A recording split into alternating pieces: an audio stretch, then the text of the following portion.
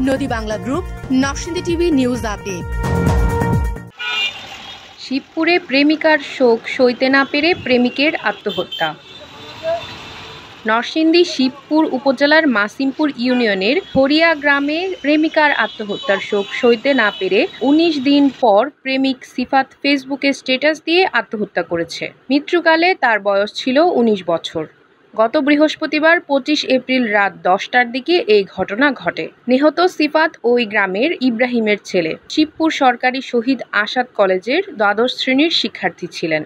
নিহতের বাবা ইব্রাহিম জানান, প্রতিবেশী চাচাতো বোন খলিলের ১৫ বছর বয়সী মেয়ে তানহার সঙ্গে প্রেমের সম্পর্ক ছিল সিফাতের। গত ৬ এপ্রিল রাতে তানহা নিজ ঘরে গলায় ফাঁস দিয়ে আত্মহত্যা করে।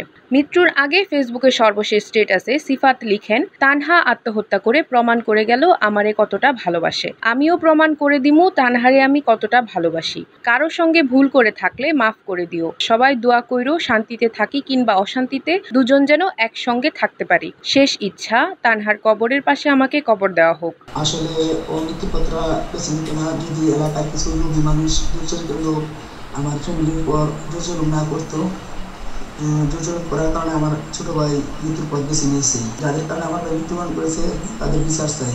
আর নয় ভাড়া বাড়ি, এবার ভাড়ার টাকায় নিজের বাড়ি, নগদ অথবা কিস্তিতে বুকিং দিয়ে আপনিও হতে পারেন একটি ফ্ল্যাটের গর্বিত মালিক। নদী বাংলা গ্রুপ, সঠিক নির্মাণে অঙ্গীকারাবদ্ধ।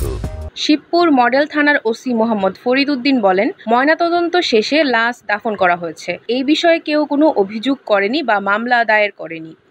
রিপোর্ট মনির হোসেন, শিবপুর প্রতিনিধি, নরসিংদী টিভি।